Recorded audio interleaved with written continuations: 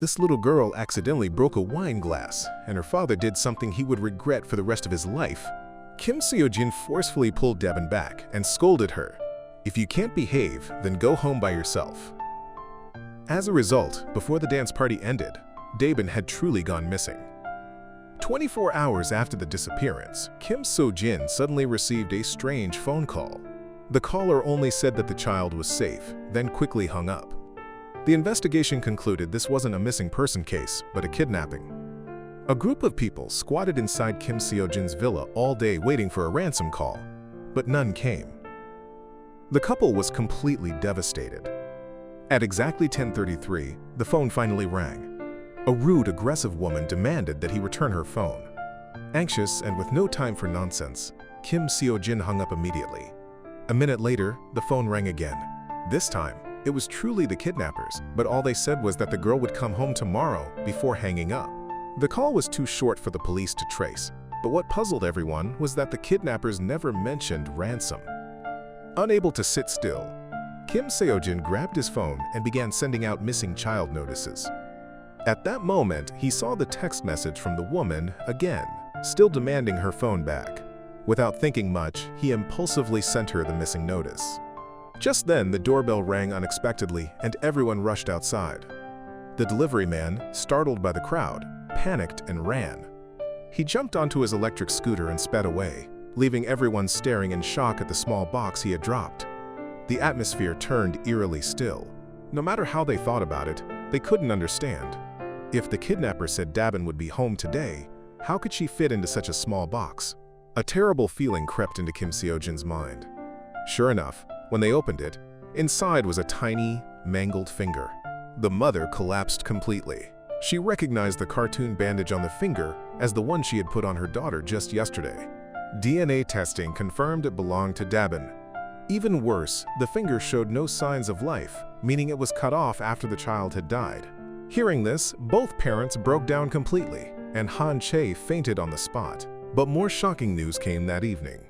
Kim Seo-jin received a message saying that Han Chae, unable to bear the pain of losing her child, had climbed a bridge and jumped into the river. The current was too strong and her body could not be found. In just 48 hours, he had lost both his daughter and his wife. Kim Seo-jin began to question life itself, convinced he must have wronged someone in a past life. He went to the place where his wife had jumped and began climbing up. It was now exactly 10:33 on the 10th. His phone suddenly buzzed with a new message. He pulled it out. It was from the same woman. Just as he was about to put it away, another message came in. This time, she claimed she had once seen his daughter. Kim Seo-jin instantly snapped out of his despair. The kidnappers hadn't been caught yet. How could he die now? He called her, arranging to meet the next day to talk in detail. But something strange happened. A prison bus drove by behind him, and the woman speaking to him was sitting inside. The next day, the two went to meet as planned. But strangely, the warm, pink-toned space belonged to Han A, while the cold gray space belonged to Kim Seo-jin. They sat facing each other but could not see one another. Han A wanted her phone back, while Kim Seo-jin wanted news of his missing daughter. Han A called repeatedly, but could not get through. After 3 days of losing both his wife and daughter, Kim Seo-jin texted Han A, asking why she had broken the appointment. Life had already been cruel enough to him. Why play games? The two sat at the same BLE for 3 hours, each waiting, each thinking the other had scammed them, and left in frustration. Han A rushed to the hospital to find her mother had disappeared. She searched everywhere all day but found no trace. At 10:33 that night, she suddenly received Kim Seo-jin's daytime message asking why she didn't show up. Already upset, she became furious. She had waited 3 hours, and now he accused her of being the one to break the deal. One had lost a mother, the other a wife and child. It would have been strange if they hadn't argued. Han A angrily said that if she had known he was a scammer, she wouldn't have helped him post the missing notice at the cafe. And worse, he had even written the wrong month for his daughter's disappearance. Fortunately, she had corrected it from September to August. No wonder he couldn't find her. Hearing this, Kim Seo-jin flared up. Who exactly was the scammer here? They both hung up in anger. The next day, Kim Seo-jin received word from the police that they had found the delivery man, but he was not the kidnapper. They also informed him that although the girl's body had not been found, it was almost certain she could not have survived. The news threw Kim Seo-jin back into the wreckage of his nightmare. Screaming was useless. He pulled out his phone and replayed the recorded call with the kidnappers, hoping to find a clue. But instead, he accidentally played his conversation with Han-A. Hearing a strange background noise, he listened again. It was a storm forecast from August 8th on TV. How could this be? It was clearly September now. Why was there an August forecast? He rushed to the cafe's bulletin board to see if her notice was there. The wall was covered with papers, but none were missing notices. As he turned to leave, a gust of wind blew away the top layer, revealing a yellowed missing poster. Shockingly, the disappearance date had indeed been changed from September to August. This completely upended his worldview. Han-A had been telling the truth. At that moment, a bold idea struck him. He quickly called, across time, on the 13th. Han-A received the call from the Kim Seo-jin of September 13th. He immediately asked what day it was. Was she still in August? She snapped that he was crazy to call just to ask this, but finally replied that of course it was August 13th. That was when he realized his time was exactly 1 month ahead of hers. If she would help, he could save his wife and child. But she scoffed, hung up, and refused to believe his ghost story. Desperate, he called again, noticing an important detail. Calls could only connect until the 34th minute. Still, he had to find a way to make her believe. He decided to send her the winning lottery numbers for August 15th. A friend of Han-A's named IMUK tricked her, claiming he could locate her mother if she gave him her personal and bank information. Desperate, she agreed, only to get a bank withdrawal alert later, realizing she had been conned. Now, she had lost both her mother and her money. In the pouring rain, she screamed in anguish, then saw the lottery results posted on a wall, exactly matching the numbers Kim Seo-jin had sent. She was stunned. They spoke again, and she told him that if he could help her catch IMUK and recover her money, she would believe everything he said. The next day, Kim Seo-jin asked the Northern Police to track IMUK, but was shocked to learn that in September's timeline, Han-A was already in prison for killing him. In jail, he finally met her. On the night of the 17th, she had gone to confront IMUK with a knife, while he had a brick ready. Normally, she would have killed him in self-defense, but thanks to Kim Seo-jin's call the night before, she threw the knife away instead. The next day, Kim Seo-jin returned to the prison, only to find there was no longer any record of Han-A. Her fate had truly changed. That night, they spoke again. Kim Seo-jin told her they could only communicate between 10:33 and 10:34 each night, and that he would send her what she needed via text. The first task was to meet the August version of him, which he thought would go smoothly, until a limping man burst into the police station, shouting that he was the real kidnapper. Even more strangely, he accused Kim Seo-jin of harming his own child, leaving the police baffled. Could there be yet another criminal? The Northern Police called Kim Seo-jin immediately. Facing his daughter's kidnapper, Kim Seo-jin lost control and tried to attack him. But the man, Kim Jin-ho, stayed eerily calm. He said, "You don't know me, but I know you very well. We're both killers who lost our children." Shocked, Kim Seo-jin suddenly remembered. Kim Jin-ho was the man who always protested outside his company. His daughter had died in a fire at an amusement park project that Kim Seo-jin had overseen.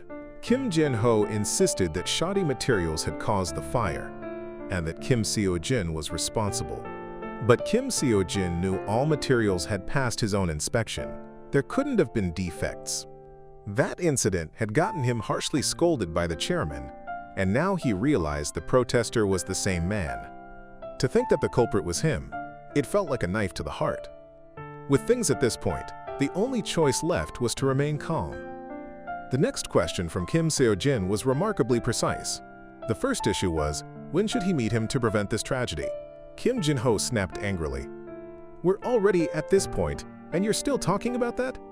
Back when he was holding a protest banner outside the company building, why didn't you go meet him?" The next question was even more professional. He asked what the man had been doing a month earlier. When, where, and how he kidnapped his daughter. A barrage of questions made the Northern Precinct officers feel like Kim Seo-jin was the real detective, and they simply told him to go home and rest before kicking him out, without learning anything useful. Kim Seo-jin decided to investigate on his own. He went to the company, dug up old materials from years past. At that moment, his trusted secretary, Seo, rushed in. Seo was the only confidant he could trust, so Kim Seo-jin told him everything about the suspect. Seo promised not to betray that trust and offered to take charge of tracing Kim Jin-ho's activities from the previous month. At exactly 10:33, the cross-time call connected again. Kim Seo-jin immediately gave 2 missions. First, track Kim Jin-ho's movements during August. Second, at all costs, convince August Kim Seo-jin to act. The first mission was manageable, since in August, Kim Jin-ho hadn't committed any crimes yet and could be approached directly. But the second was like reaching for the heavens. Even entering the company building was a problem. That morning, Haneji had tried visiting August Kim Seo-jin's office, but without an access card, it was impossible to get in. And even if she did, persuading August Kim Seo-jin that she could predict the future and that his daughter would be kidnapped and murdered would sound absurd. But Kim Seo-jin offered her a condition she couldn't refuse. He would help her find her mother. Upon seeing the suspect profile sent by September Kim Seo-jin, Han Aji was completely stunned. It was him. A complex deal was struck. September Seo-jin would help August Aji trace her mother's movements, and August Aji would persuade August Seo-jin to prevent his daughter's abduction. Knowing Aji was worried about entering the building, I.M. Jeon-wook, the man who once swindled all her money, came up with an idea. He asked a tech friend to make her a fake access card. The next morning, Aji entered the company without trouble and met August Seo-jin. She told him earnestly to listen carefully. Within weeks, his daughter wouldn't just be kidnapped, but would be killed at the very place his wife was performing. The culprit was Kim Jin-ho, the protester outside the building. Worse still, his wife would jump off a bridge from grief. She added that she knew all this because she had contacted his September self. As expected, August Seo-jin responded, quote, "Should I call the police or send you to a mental hospital?" And, as expected, AG was thrown out by security. Time jumped back to September. The kidnapping case suddenly leaked, and the media began reporting it frantically. The company where Kim Seo-jin worked became the center of public criticism. To minimize the damage, the chairman suspended him from duty. Ironically, because of the media coverage, Kim Jin-ho finally revealed the last place the child had been seen. The entire police force worked through the day, and by night, they found only her clothes, toys, and a photograph. Meanwhile, August AG visited the hospital where her mother had been treated. A nurse gave her a crucial clue. On the day her mother disappeared, a suspicious man was seen entering her ward. AG rushed to the security office to check the footage. A limping man appeared on screen. It was Kim Jin-ho, the very man who kidnapped Kim Seo-jin's daughter. At 10:33 p.m., the cross-time call connected again. AG told September Seo-jin that on the day her mother went missing, Kim Jin-ho had also been at the hospital. Finding him might reveal clues about her mother. At this point in August, Kim Jin-ho hadn't committed any crime, so AG said she would visit his home the next day to ask about her mother. Back in September, Seo-jin went to the police station to collect his daughter's belongings and asked about Kim Jin-ho's prosecution. The Northern Precinct officers said it might take time because he was also linked to another case. The victim of that case was AG, and the incident happened exactly 1 month ago today. Seo-jin was stunned. Last night, AG had said she would visit Kim Jin-ho today. If she were killed, the future could not be changed. He rushed to Kim Jin-ho's house. The police tape across the door sent chills down his spine. He called her repeatedly but couldn't reach her. At that moment, August AG was stepping into the crime scene, while September Seo-jin sat staring at his daughter's belongings, recalling the past, how she was so considerate that even when covered in rashes, she never complained. Yet, at the time, he scolded her for not speaking up. She once asked, "Is it because of me that you and Mom fight?" He remembered how she never wanted her parents to quarrel over her, hugging her doll and wondering if she was being bad whenever they fought. Thinking of how she was lured and murdered, Seo-jin deeply regretted never telling her that their arguments weren't her fault. Suddenly, he realized he couldn't dwell in the past. Aji would be killed tonight, and she was the only hope to save his daughter. On the night of the 24th, Seo-jin ripped off the police tape and stepped inside. The house was a mess. When he saw the dent in the wall and chalk outlines, he knew AG would die tonight. Suddenly, there was a knock at the door. On August 24th, AG knocked on Kim Jin-ho's door. Seeing shoes at the entrance, she peered inside, unaware a mysterious figure was hiding behind the wall. Kim Jin-ho yanked her inside. In September, Seo-jin imagined the outcome, Kim Jin-ho grabbing a sledgehammer and killing her. But the next second, the dent in the floor vanished, the layout of the room changed, and the sledgehammer returned to its place. It turned out that IM Jeon-wook had arrived just in time to save her, with the mysterious pursuer close behind. In an alley, Jeon-wook threw a flower pot at the black-clad man, hitting his face. It was Kim Seo-jin's driver. Why was Jeon-wook there? AG had left her phone at the shop and he came to return it. At 10:33, messages from September Seo-jin came in. Wani, Wang, she would die that night at Kim Jin-ho's. Jeon-wook panicked and rushed over. Back in September, the police tape disappeared mysteriously, leaving Seo-jin bewildered. To confirm whether AG had died, he called the Northern Precinct about a case on August 24th in Sinhun Ward. The officer said no such case existed. Memories of it had vanished. In reality, the murder still happened, but the date changed to the 25th and the location shifted. Seo-jin, confused, looked it up online and found the case. He sent AG a warning that her death had been delayed one day. AG then recalled her childhood. Her father died when she was 5, and seeing her mother silently weeping in a corner, she would quietly leave. Whenever she missed her father, she secretly called his old number after her mother fell ill. Whether happy or sad, she would leave him a voice message, like telling him she had graduated today. Though his voice and face had faded from memory, being able to send those messages gave her comfort. When the phone number that had been called thousands of times suddenly had a reply, Han Airi felt that helping Kim Seo-jin was also helping herself. Meeting Kim Seo-jin in August, Han Airi said that whether the fake document existed or not, Kim Jin-ho believed his child died because of him and was planning to kidnap his daughter. There was no time left. If he met him now, he might prevent the tragedy. Kim Seo-jin dryly replied after she finished speaking, even asking if he was a stubborn man. Seeing Kim Seo-jin could not understand, Han Airi thought maybe his wife Hyun-jae would listen, so she went to Kim Seo-jin's villa, not expecting that Hyun-jae had just gotten into a taxi, so she chased to an apartment. She was about to call Hyun-jae when an astonishing sight appeared. A handsome man opened the door, they hugged and went into the apartment, and on closer look, it was Secretary Seo of Kim Seo-jin. Yet Kim Seo-jin was not only being cheated on but was also summoned for suspicion of forging construction material inspection documents due to missing test reports from the authority. He faced the risk of prosecution and prison, but fortunately, Han Airi's advice worked to change the original timeline. Kim Seo-jin, in August, worried the real document had issues, rushed back to the company, found flaws, and redid the inspection procedure. But he couldn't remember where he had put the new certificate, so he called Secretary Seo to search at home. Sadly, Secretary Seo reported not finding it. Even more unexpectedly, when the prosecutor's office returned the phone to Kim Seo-jin, Secretary Seo snatched it away. Meanwhile, Han Airi had reached the apartment door, just about to press the bell. At 10:33, her phone received a message. It was a warning from Kim Seo-jin sent last night. Her death was postponed by 1 day. Tomorrow she would be RP at apartment 609, Rutsum District.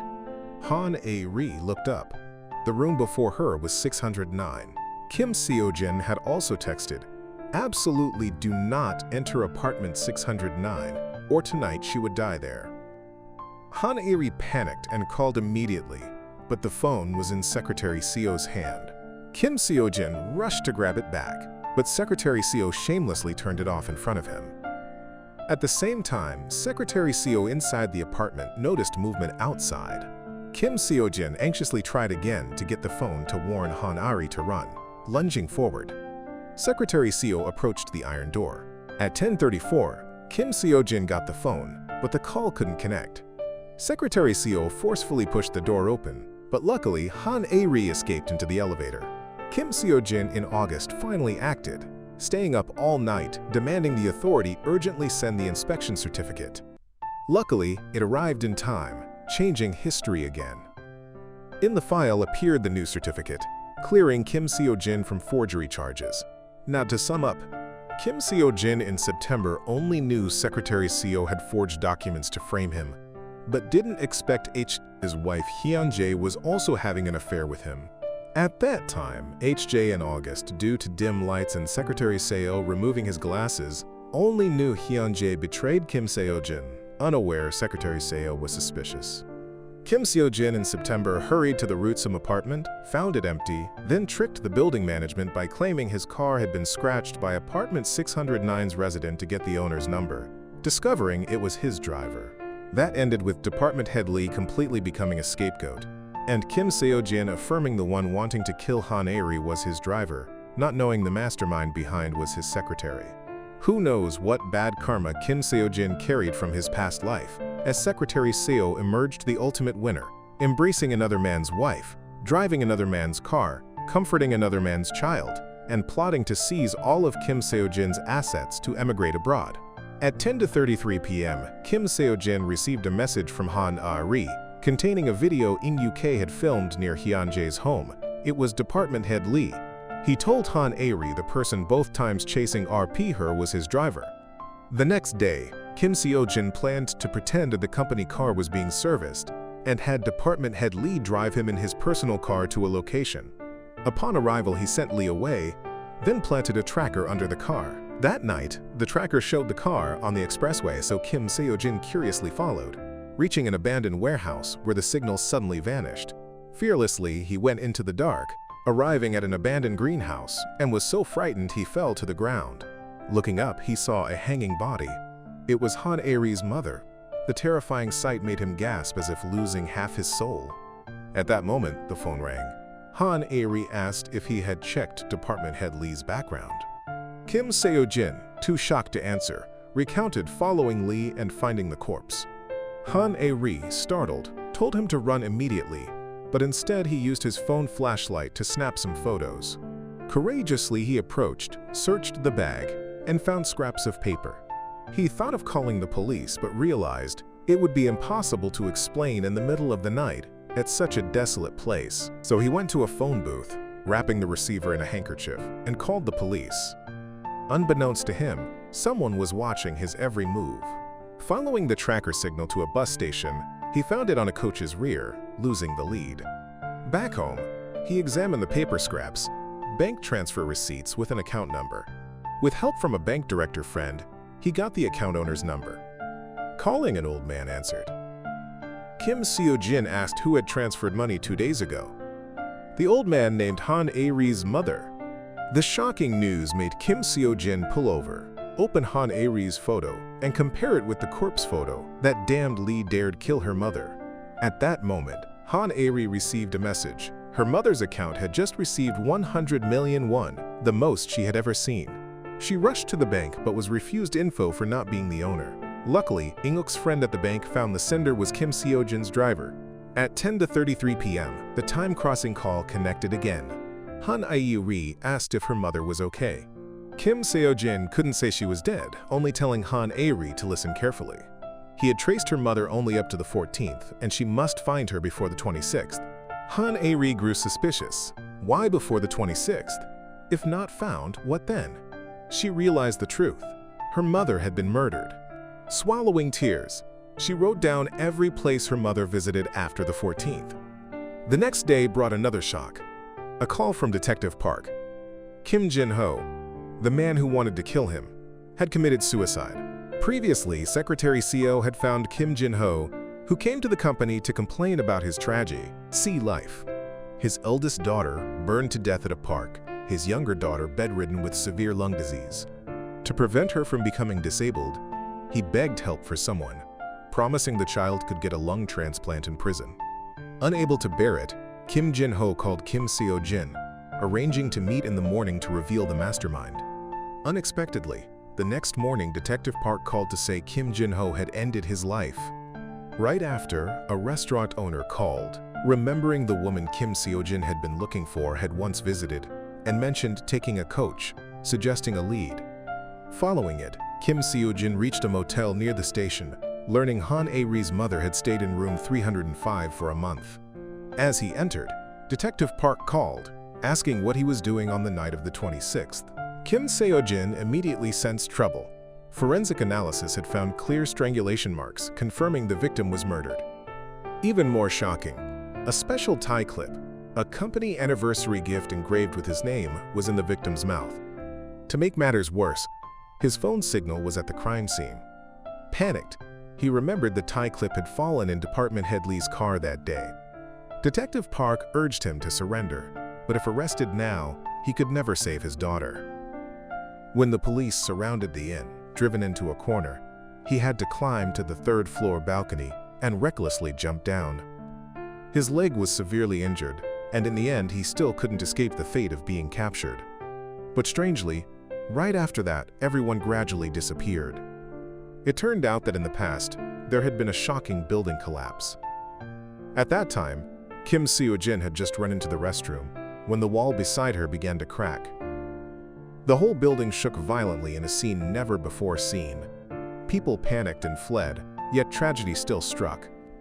2 buildings collapsed in the blink of an eye, leaving only Kim Seo-jin trapped in the toilet, sinking into darkness, enduring hunger and thirst for 31 days before being rescued as the last survivor.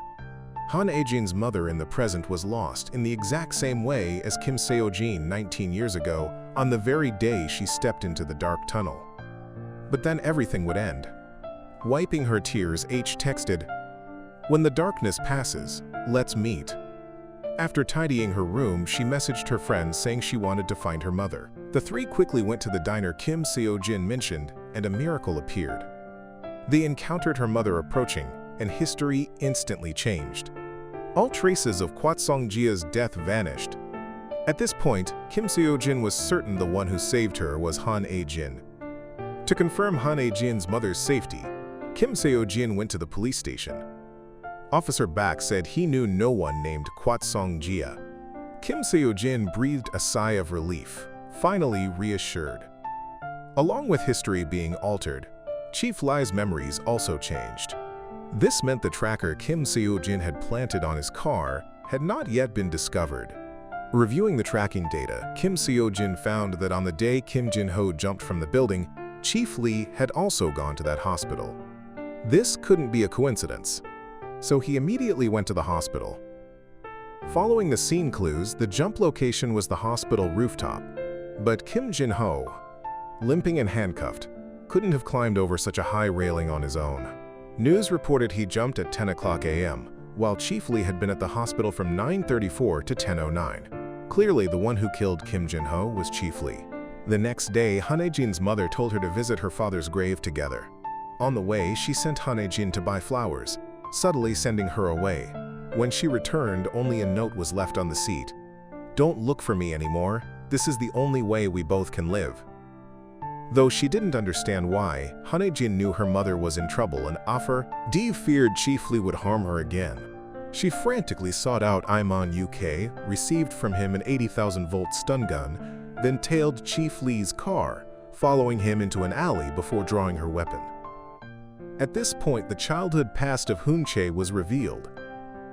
The little girl pushed open the door, saw an empty liquor bottle on the floor, and accidentally threw her clothes onto it. Unexpectedly, she lit a newspaper on fire and blocked the door with an iron bar. It turned out she couldn't bear her alcoholic father any longer, thinking the flames would end it all. But 20 years later, a scarred old man came to her. Hoon-chae instantly recognized him as the father who should have died in that fire. Soon after, she received a message demanding 10 billion or they would die together. Hoon-chae hurried to prepare an escape plan. At the orphanage, she found a girl the same age as her daughter, stole a hair sample, and then searched for a camera blind spot on a bridge. From Hoon-chae's location to Secretary Seo, anywhere could be used to leave a voice message for Kim Seo-jin. As long as she made Kim Seo-jin believe she was dead, the plan would be complete. The rest was just waiting for the dinner party 3 days later. Back to Han Ae-jin, her mother was missing again. She realized there were only 2 ways to save her mother: eliminate Chief Lee or stop Kim Jin-ho from kidnapping Kim Seo-jin's daughter Dabin, since both her mother and Kim Jin-ho had been targeted by Chief Lee, proving their fates were intertwined. But eliminating Chief Lee was too difficult, so the only option was to stop Dabin's abduction. After meeting Dabin, Han Ae-jin noticed the girl always carried a teddy bear. She bought an identical one but added a tracker, secretly went to the kindergarten, and swapped Dabin's toy. That night, Kim Seo-jin opened his phone and was shocked to see the tracker signal. But since Han Ae-jin had swapped the bear in August and now it was September, a whole month had passed. A few days ago, the police had found Dabin's bear by the river. So was the current signal from Han Ae-jin. Kim Seo-jin rushed to the station to retrieve the bear. Opening it, he found no tracker, meaning the location on his phone was where the bear had been placed. Since the bear was still intact, perhaps Dabin was alive. Kim Seo-jin drove all night, following the signal to the location. The next day, he found a resort 500 kilometers away and approached a villa. He heard a familiar melody, the same piece his wife Hoon Chae used to play. What he saw next stunned him. Wasn't that his sweet daughter? Wasn't that his gentle wife? Thinking this was a joyous reunion, he was shocked when his daughter ran toward his upright and loyal secretary. The sight left Kim Seo-jin completely dazed. Just then, Chief Lee appeared and struck him from behind. Hoon Chae was so cruel she ignored her husband being beaten. Worse, the perpetrator even bent down to check if he had stopped breathing. Seeing him get up again, the attacker struck him once more. Kim Seo-jin closed his eyes tightly, and Hoon Chae coldly asked, "Still not dead yet?" Secretary Seo, with some conscience, suggested taking him to the hospital, but Hoon Chae said she hated uncertainty and wanted to finish him off herself. Secretary Seo stopped her, saying he'd handle it later. After they left, Kim Seo-jin opened his eyes. He had been faking death, tears streaming down in rage, but at least now he knew this was a plot by his wife and secretary. He thought to himself he could only rely on Han Ae-jin now. In September, Han Ae-jin hadn't been able to contact Kim Seo-jin for 3 days and suspected something had happened to him. Time was running out. Today was already the 5th, and tomorrow was when Dabin would be kidnapped, so she decided to act alone. The next day, Han Ae-jin went to Kim Seo-jin's villa and posted a missing person notice. Amin UK, Han Ae-jin, and Soo Trung divided tasks. Iman UK tailed Kim Jin-ho, Han Ae-jin watched Dabin, and Soo Trung posed as an event coordinator. At 6:00 p.m., Kim Jin-ho got into a taxi with Iman UK following by motorbike. History repeated when Dabin broke a glass, got scolded by Kim Seo-gin, and Secretary Seo came to comfort her, telling her there was an uncle downstairs with a big doll she could play with. As the party began, Hoon Chae used the sound of a violin as a signal, ordering Chief Lee to act. Kim Jin-ho also arrived at the hotel and took the stairwell. Secretary Seo in October wasn't idle either. He held a syringe, intending to inject Kim Seo-jin when September's H called out, making Dabin finally turn her head. Secretary Seo then saw his own body disappearing, falling into extreme confusion, but tragically, a group of police officers rushed in and arrested Han Ae-jin. It turned out Kim Seo-jin in September had already set a trap. No matter how Han Ae-jin explained, the arrogant Kim Seo-jin only trusted his own judgment. The missing person notice on the door and her earlier words about someone kidnapping Dabin. Unless the woman before him was mentally ill, the kidnapper had to be her. Han Ae-jin said she had proof of texting with Kim Seo-jin, but the police found that Kim Seo-jin's number had only been activated on May 5th, meaning it had only been in use for 1 day, with no message history. More suspicious was that a month earlier this number had belonged to Han Ae-jin. So now Han Ae-jin truly became a mentally ill woman making up stories. Chief Lee raised his glass for a calming sip, relieved they caught Han Ae-jin this time. Otherwise, Kim Seo-jin might have wiped them all out. But the more he thought about it, the stranger it seemed. How had Han Ae-jin coincidentally arrived at the meeting place at the exact time, as if she had known the plan beforehand? The next day, Secretary Seo contacted an informant inside the police station and obtained Han Ae-jin's message history. Seeing the contents, he was truly shocked. It matched his plan exactly, retelling every detail, even mentioning apartment 609 where he lived. He suddenly recalled that on the night of the 24th, Chief Lee had texted saying the apartment location seemed compromised. Checking the message history, he was stunned to find everything matched perfectly. Even more shocking was a message saying a tracker had been placed in Dabin's teddy bear. Entering the username and password given, he was actually able to log in. The tracker's location was Kim Seo-jin's house. Hoon-chae hadn't believed such nonsense, but upon opening the teddy bear, she truly found the tracking device. At that moment, she was completely frozen. September's Han A-jin was also helpless. No matter how she explained, Kim Seo-jin still didn't believe her. Even the police thought she was mentally unstable. At first, she only wanted to prevent the kidnapping so that October's Kim Seo-jin would be safe.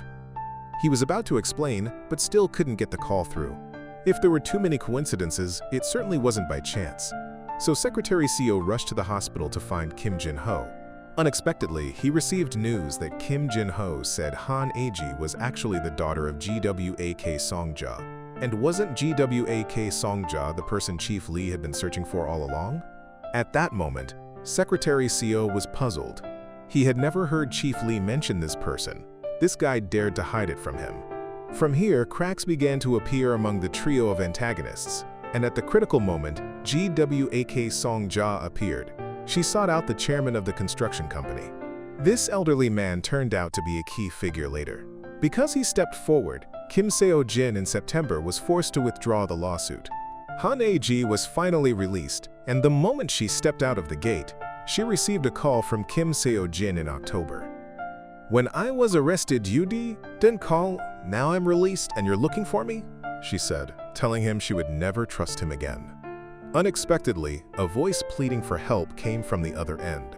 It turned out that while driving, Kim Seo-jin in October had suddenly gotten into an accident. He was rushed to the hospital for emergency treatment, while Kang Yoon-chae and Dabin died instantly at the scene. Based on the tire marks on the road, it could be determined that this was a deliberate collision. When she saw Hyun-chae again, she was already a cold body. Secretary Seo couldn't believe the woman lying there was the one he had always protected. He had planned to go abroad together after dealing with Kim Seo-jin, but the outcome turned out like this, truly hard to accept. The cause of the tragedy stemmed from Hyun-chae discovering a secret of Kim Seo-jin. In September, Kim Seo-jin saw his wife's clothes in the wardrobe and suddenly heard strange hallucinations. Memories of history that had been altered flashed clearly in his mind, but he still thought they were illusions and hurriedly took sedatives. Unexpectedly, this scene was witnessed by Hyun-chae.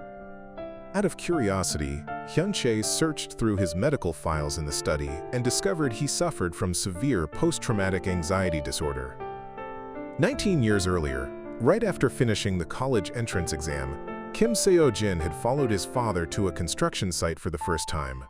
Unexpectedly, a building collapse occurred, killing 71 people and injuring countless others. 20 days after the accident, everyone thought Kim Seo-jin had been buried alive with no hope of survival. But no one expected that after 31 days trapped, he was still alive. Yet fate was cruel. Right after escaping death, he received devastating news. His father, unable to bear the pain of losing his son, had taken his own life 3 days before his rescue. From then on, Kim Seo-jin began to suffer from headaches. 19 years later, that project was restarted, and the chairman assigned him to oversee the reconstruction. At the groundbreaking press conference, the scarred man once again approached Hyun-chae, threatening that if she didn't give him money within a week, he would expose all her misdeeds. Forced into a corner, Hyun-chae hastily restarted the kidnap Dabin plan against Kim Seo-jin, but Secretary Seo reported that it was no longer possible because in September, Kim Seo-jin had met Kim Jin-ho, not only apologized but also offered to fund treatment for his daughter's lung disease, so Kim Jin-ho quit halfway. At that moment, Hyun-chae realized relying on others was useless and secretly made her own plan behind Secretary Seo's back. In October, Secretary Seo entered the hospital room to find Kim Seo-jin had been in a coma for 3 days. Thinking Hyun-chae was dead, he criticized why Kim Seo-jin was still alive and placed his hand on the oxygen valve, intending to cut off his life. But since he needed to know the truth, he eventually let go. He then picked up Kim Seo-jin's phone. At exactly 10:33, the phone suddenly rang. A call from Secretary Seo in October to Secretary Seo in September. It turned out that at exactly 10:33, the time-transcending call connected again. Before Han A-ji could say anything, Secretary Seo from September appeared behind her, saw her holding the phone, and asked what her relationship with Kim Seo-jin was. When Han Ae-ji didn't answer, he snatched the phone. Unexpectedly, after the call, Secretary Seo in October began hearing auditory hallucinations. Terrified, he threw the phone away, unable to believe he had just spoken to his past self, like seeing a ghost in broad daylight. Returning home, Secretary Seo in October searched through Han Ae-ji's messages and found they had all been received at exactly 10:33. He suddenly realized everything Han Ae-ji had said was true, combined with the recent call. Now fully aware, he decided to use Han Ae-ji in September to save Hyun Chae. The next day, police found the vehicle involved in the crash in the suburbs. From the items at the scene, Secretary Seo immediately recognized Chief Lee's lighter. He went to meet him, greeted him warmly, then choked him. Seeing Secretary Seo was serious this time, Chief Lee confessed Hyun Chae's entire plan. 5 days earlier, Hyun Chae had secretly met Chief Lee without telling Secretary Seo, meticulously arranging to kill Kim Seo-jin. First, she found a blind spot in the traffic cameras at an intersection to ensure there would be no witnesses. Why did Kim Seo-jin stop exactly at that intersection? Because Hyun Chae knew he often took sedatives, which caused drowsiness. Halfway through the trip, she told him to stop and rest there. The plan was to wait for him to fall asleep, take Dabin out of the car, then have Chief Lee crash into him. But unexpectedly, that day, Hyun Chae and the child didn't get out of the car. Whether Chief Lee was telling the truth or not, it had already happened. So Secretary Seo, using Kim Seo-jin's phone, texted Han Ae-ji. On October 9th, my wife, child, and I were in a car accident. Hyun Chae and Dabin died. I hope you can help stop this accident. I'm seriously injured and can't speak now, so I'll send necessary info via text. If needed, you can ask Secretary Seo for help and make sure to deal with Chief Lee before October 9th. This made Han Ae-ji suspicious. First, Kim Seo-jin should have known Secretary Seo was a villain, so why tell her to seek him? Second, he should have known she couldn't kill anyone. From that, she concluded the texter wasn't Kim Seo-jin. That night, she directly called out Secretary Seo, causing him to panic, hang up, and immediately delete the message history. The next morning, Secretary Seo went to Kim Seo-jin's hospital room. He leaned down and said, "If you're not planning ahead, then wake up quickly. Only you can save Hyun Chae." After speaking, he was about to leave when Kim Seo-jin unexpectedly grabbed him. A nurse saw and hurried to call the doctor. Meanwhile, afraid of being exposed, Secretary Seo secretly put the phone back in its place. At the same time, police discovered traces of sleeping pills in Kim Seo-jin and his deceased wife and child, identical to the sedatives he had been taking. Stranger still, black box analysis showed that before the crash, the brakes weren't applied, only the accelerator, leading them to suspect Kim Seo-jin had caused the accident on purpose. This absurd theory turned him from victim to suspect. Police even stationed guards to restrict his freedom. Helpless, Kim Seo-jin, though awake, had to pretend to remain in a coma. Unexpectedly, a nurse secretly handed him a note and lured the guard away, allowing him to slowly make his way to the parking lot. It was all part of Secretary Seo's plan, and thus Kim Seo-jin successfully escaped. Back at his apartment, he suddenly suffered memory loss, forgetting everything about the time travel call. But Secretary Seo grew anxious because Han Ae-ji in September refused to listen to him. Only Kim Seo-jin could persuade her to help prevent the accident. To convince him to believe in the time travel call, Secretary Seo revealed everything he knew.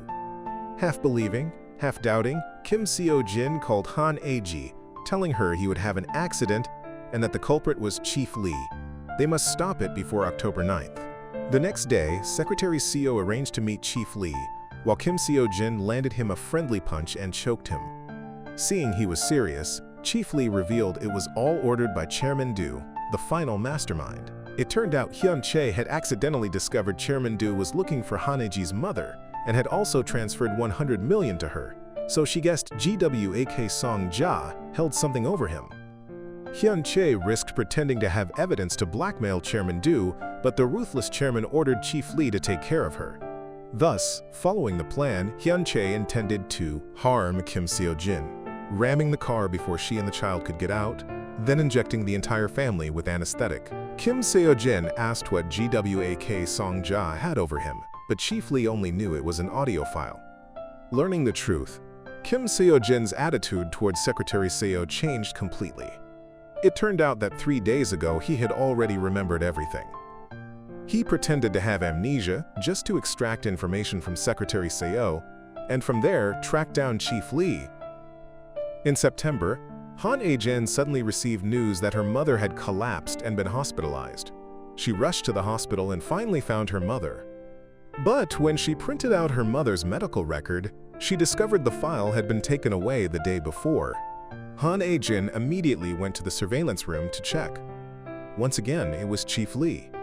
Even more surprising, when tracking Chief Lee's movements, she saw Chairman Do of Do Construction Company. Han A-jin suddenly recalled fragments of past memories. No wonder her mother never mentioned her father's death and forbade her from contacting anyone related to Do Construction. Only now did she realize the man her mother was avoiding was Chairman Do. In October, Kim Seo-jin drove to Han A-jin's house to find the audio file. But unexpectedly, the police carried out a corpse. It was Han A-jin. Earlier, she had told her mother that next month she would die, but her mother had adamantly refused to believe it. Yet a month later, she truly saw her daughter's body. At 10:33, a cross-time call was connected. Kim Seo-jin in October informed Han A-jin in September that she would be killed on October 20th. Hearing this, Han A-jin was numb, not knowing when it would end. Calming down, she realized the root of everything was Chairman Do. If she could get the documents in Kwak Song-ja's possession, she might be able to take him down and solve everything. But out of fear of Chairman Do's power, Kwak Song-ja refused to reveal the location of the documents. Han A-jin told her mother that a month later, if anyone asked about the documents, she should tell them everything she knew and ask Im Jeon-wook to help. In October, Kim Seo-jin found Kwak Song-ja and met her. He was collecting evidence of Chairman Do's crimes and needed her audio file. But Kwak Song-ja, having just lost her daughter, was in deep grief and not in the mood to care, remaining silent. So Kim Seo-jin told her, "Just 1 minute and you'll understand everything." At 10:33 p.m., the cross-time call was connected again. Kwak Song-ja once more heard the voice of her deceased daughter. The defenses in her heart instantly collapsed. Han A-jin from September told her to trust Kim Seo-jin. Only by finding evidence to overthrow Chairman Do could they change her doomed fate. Fearing the evidence would not be safe in her own hands, 2 months earlier Kwak Song-ja had given all the documents to Kim Jin-ho for safekeeping. The next morning, Kwak Song-ja took Kim Seo-jin to Kim Jin-ho's house, but inside it was a complete mess. At this moment, Kim Seo-jin suddenly remembered that back in September, Kim Jin-ho had sent him a report on the cause of the building collapse years ago. Fearing Kim Jin-ho might be in danger, Kim Seo-jin called him to tell him to flee as soon as possible. But at that time, he only received paper documents, no audio file. Then Kwak Song-ja revealed the truth. 19 years ago, after the building collapse, Kim Seo-jin's father had come to see her and said that Chairman Do was the one truly responsible. That audio recording was the key evidence he had gathered.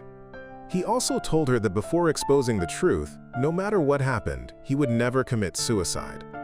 Only now did Kim Seo-jin realize his father's death held hidden injustice. Indeed, back in September, Kim Seo-jin had also sensed something was wrong about his father's death. Through office.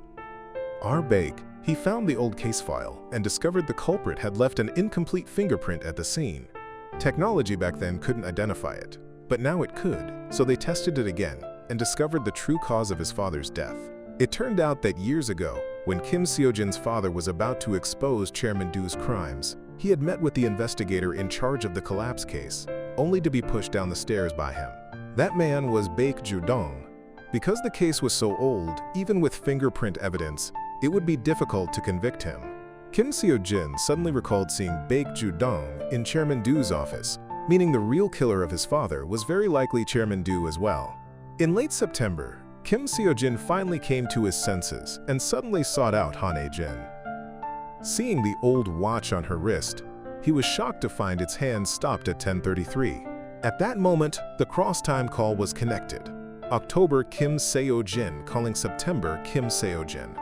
October Kim Seo-jin told his September self, "Today is October 23rd. If we don't stop the accident before October 9th, both our wife and daughter will die." The culprit in both cases is Chief Lee. As long as we take down the one behind him, Chairman Do, we can change history. After the call, September Kim Seo-jin looked at the watch Han Ae-jin had given him. Everything suddenly became clear. 19 years ago, after the building collapse, Han Ae-jin's father was buried in the rubble. He had thrown the only bottle of water to Kim Seo-jin, giving him hope to live, and the watch had stopped forever at the moment her father died, 10:33. This same watch had connected Han Ae-jin to Kim Seo-jin 1 month later. Then September, Kim Seo-jin and Han Ae-jin made a plan. They found a room with surveillance cameras. Han Ae-jin pretended to have her mother's documents to lure Chief Lee for negotiation.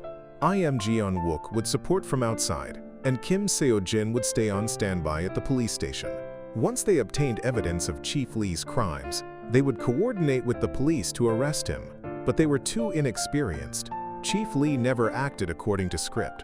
He directly brought several thugs to kidnap Han Ae-jin, taking her to a secret location. Upon meeting Chairman Do, just a few words were enough for him to see through her plan. Learning she didn't have the documents, he ordered Chief Lee to dispose of her. Im Jeon-wook, who had followed them, rushed in but, being an amateur, was quickly knocked out. Chief Lee tied up Han Ae-jin and drove off. By the time Kim Seo-jin led the YC team there, they had vanished. At that moment in October, Kwak Song-ja unexpectedly received a call from Kim Jin-ho. For safety, he told her to bring the documents to a hotel at night, then immediately informed Kim Seo-jin to come get them. But Secretary Seo was too clever. Wanting to find Kim Seo-jin, he had tailed Han Ae-jin's friend Cha Jung, then discovered Kwak Song-ja's residence. Just then, he saw Kim Seo-jin arriving. When Kim Seo-jin went upstairs, he immediately called the police. At that moment, Kwak Song-ja's door suddenly opened. Turning back, she saw a man in black rush in to attack her. Kim Seo-jin hurried over, but found the room empty.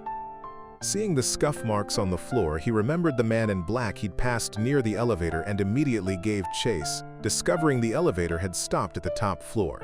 Kim Seo-jin arrived in time, and the two fought, but Kim Seo-jin was injured and was soon overpowered.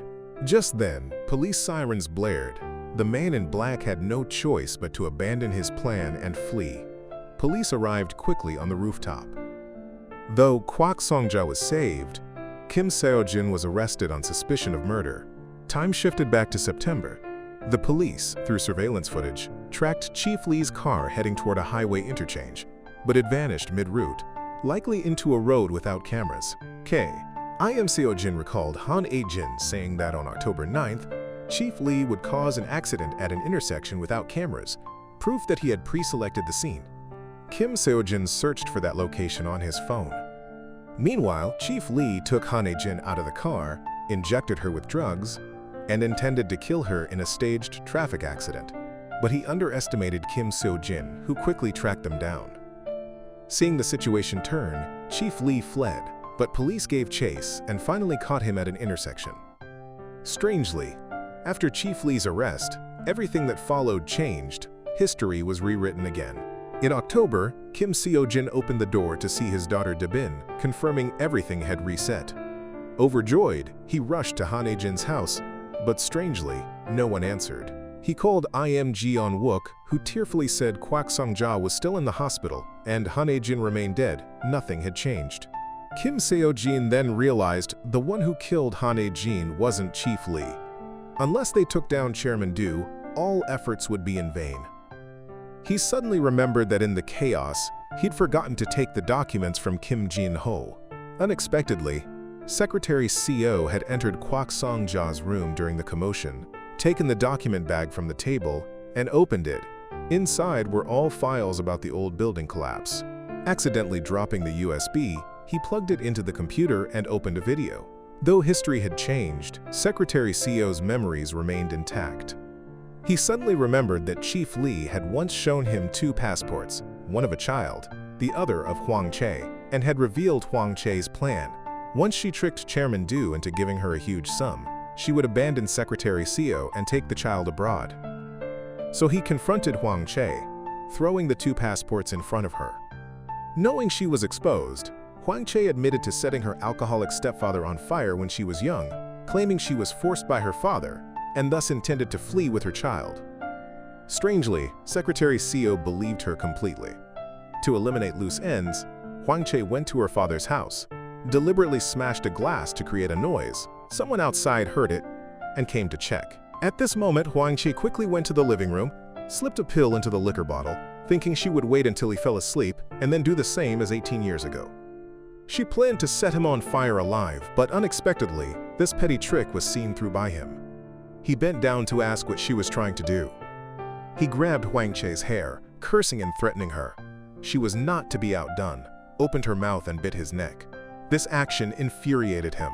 He smashed the liquor bottle and struck Hwang Chae's head, then tied her up in the bathroom.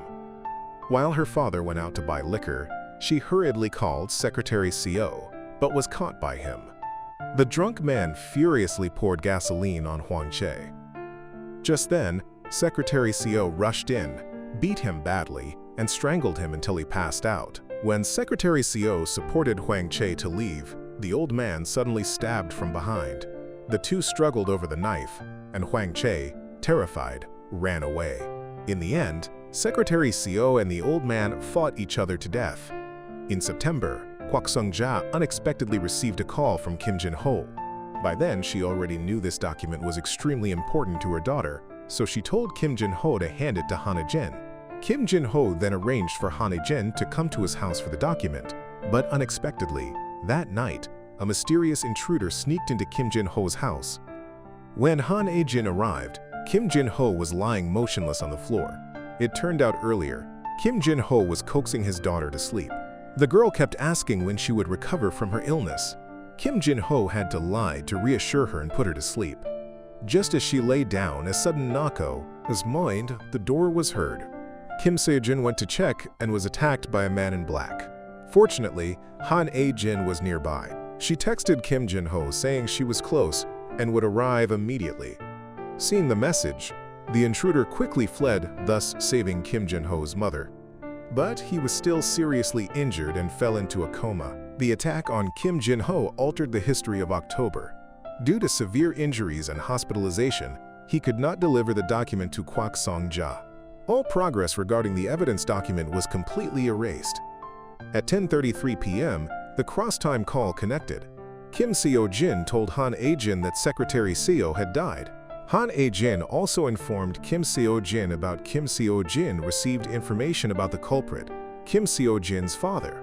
Looking closely, it was the man in black she had seen near Kim Jin-ho's house. At that moment, she realized it was Chairman Du's henchman. No matter how hard they tried, unless Chairman Du was overthrown, everything was in vain. Luckily, Kim Jin-ho's daughter told Han E-jin that she had witnessed the culprit in action. Thanks to this witness, the police arrested Baek Ju-dong, but unexpectedly, he was so arrogant, relying on Chairman Du's protection, that he showed no fear. However, Kim Jin-ho's daughter successfully identified him, finally confirming his crime. But it must be understood, whether it was Chief Lee or Baek Ju-dong, they were merely pawns of Chairman Du. Catching one would only see another take his place. Only by toppling Chairman Du could the root be removed. Han E-jin told Kim Seo-jin in September that Secretary Seo would die in a month. Note that the kidnapping of Da-bin had been erased from history, meaning that for Kim Seo-jin in September, the kidnapping had never happened. At that time, naturally, he didn't know Secretary Seo had an affair with his wife Hwang Chae. But the side effect of changing history was that when the event's time came, the memories would still resurface. On October 3rd, memories of Secretary Seo and Hwang Chae at a resort suddenly appeared in Kim Seo-jin's mind. That same night, Hwang Chae called to announce a trip planned for October 9th. Kim Seo-jin suddenly remembered his call with his future self. On the 9th, the whole family would have an accident. so he firmly refused Hwang Chae. The next day, Kim Seo-jin went to Han A-jin to ask why Secretary Seo died. Han A-jin told him that Hwang Chae had a father and that Secretary Seo had died together with him. Immediately after, Kim Seo-jin met Secretary Seo Dai, warning him to stay away from Hwang Chae, telling the whole truth. He even threatened that if he didn't leave immediately, he would be killed by Hwang Chae's father. While driving, Secretary Seo suddenly recalled painful memories as vividly as if they happened yesterday. It was already October 9th, the time of Kim Seo-jin's family's accident, and he remembered everything. He rushed to the prison to see Chief Lee, asking what Hwang Chae had hidden from him. Following Chief Lee's lead, he found 2 passports in the car, confirming that Hwang Chae had long planned to betray him. At the same time, because Kim Jin-ho's daughter left her toy at home, Han I-jin went to Kim Jin-ho's house to retrieve it and accidentally discovered a storage receipt. She thought the stored item must be the evidence document. Following the address, she went to the storage counter. Indeed, there was a USB in the stored item, but the staff said Kim Jin-ho had retrieved it on the 25th, 2 days before the attack. At 10:33 p.m. on November 14th, Han A-jin told Kim Seo-jin of November 9th that the evidence could only be found when Kim Jin-ho woke up, attaching a photo of the document and USB. As her death date approached, if she didn't act quickly, her fate would be sealed. Kim Seo-jin decided on a desperate plan. Kim Seo-jin of October 15th and Kim Seo-jin of November 15th both went to see Chairman Do at 3:30 p.m. The October Seo-jin told him he knew his father hadn't committed suicide, but was murdered by him. The November Seo-jin declared that what he sought was in his hands. The collapse of the town's construction site 19 years ago was not a simple accident, but was caused by explosives planted by Chairman Do. But the cunning chairman would not easily believe it. After a few words, he dismissed October Seo-jin. Then, October Seo-jin received a call from Han E-jin, pretending she had found the evidence and speaking so Chairman Do, standing nearby, could hear clearly. This planted suspicion, making November's Chairman Do believe the evidence was in October Seo-jin's hands. He suddenly changed his tone, asking what he wanted. Seo-jin gave him a photo and set a meeting that night to discuss. At 10:30 p.m. in the abandoned building, the two faced off. Seo-jin questioned Chairman Do about his father being a victim of the collapse and asked if he had planted explosives to destroy the structure. The chairman admitted outright, saying he forged records to blame another company, then took it over, and felt no guilt, claiming the strong prey on the weak. He demanded Seo-jin hand over the document, but instead, Seo-jin pulled out a recorder and said he had no documents. The recording itself was proof of murder. November's Seo-jin was immediately thrown off the building. Their conversation ended exactly at 10:33. The whole thing had been recorded a month earlier by Han A-jin's phone. This reckless move shocked everyone. October Seo-jin checked the recording, intending to take it to the police as proof to overthrow Chairman Do. But thinking the event hadn't happened yet, no one would believe him. Han A-jin and Seo-jin had to make a new plan. Secretary Seo, knowing Hwang Chae's betrayal, still rushed to her father's house. The two fought fiercely. October Seo-jin found Han A-jin's mother, who agreed to help them find evidence. Just then, he got news from Detective Baek that Chief Lee had been bailed out yesterday. The appearance of the hired thug forced them to speed up the plan. Seo-jin again sought Chairman Do, declaring he had the evidence. Unexpectedly, Chairman Do showed a photo of the document in the USB. It turned out Chief Lee, after leaving prison, had investigated Han A-jin's activities, discovered Kim Jin-ho's kept item hadn't fallen into anyone's hands, and even went to the hospital to threaten him. Just then, Kwak Song-ja called, claiming she had the item and that if he wanted it, he had to obey her. Better something than nothing. Chairman Do agreed to meet Seo-jin at the old location. They faced each other again. Seo-jin got straight to the point, saying he had no documents. Chairman Do, angry, said if he had none, then stop talking nonsense. Suddenly, the police stormed in to arrest Chairman Do. Seeing things go wrong, Chief Lee fled. Hearing Kim Jin-ho had awakened, Han A-jin rushed to the hospital. Just as Kim Jin-ho was about to reveal the document's location, Chief Lee stabbed him. At the trial, Seo-jin submitted the prepared recording to the police, but Chairman Do denied it was his voice. The lawyer also proved the recording date was October 15th and gave Do an alibi for that day. The trial fell into disadvantage. At the crucial moment, the witness summoned by the prosecutor appeared. Han A-jin led Kim Jin-ho in holding the document. It turned out she had just used a taser to subdue Chief Lee, allowing police to arrest him. Thanks to this, Kim Jin-ho could safely reveal the document's hiding place. The video evidence buried for 19 years was finally exposed. It turned out that the night before the building collapsed, Chairman Do had secretly sent people to deliver a truckload of explosives to the construction site, deliberately causing the collapse to frame the company in charge of the project. After the accident, he acquired the company's shares at a dirt cheap price, sacrificing 68 lives to satisfy his expansionist ambition.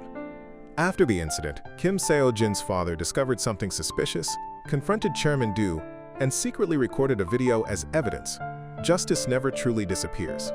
In the end, Chairman Do was sentenced to life imprisonment. After the trial, Kim Jin-ho also came to his senses and confessed to having kidnapped Dabin together with Hwang Chae and Secretary Seo. Hwang Chae was imprisoned while Secretary Seo met a tragic end. When everything returned to peace, the 1033 moment was no longer awaited each day. Perhaps life doesn't need constant drama. It is simplicity that is truly precious.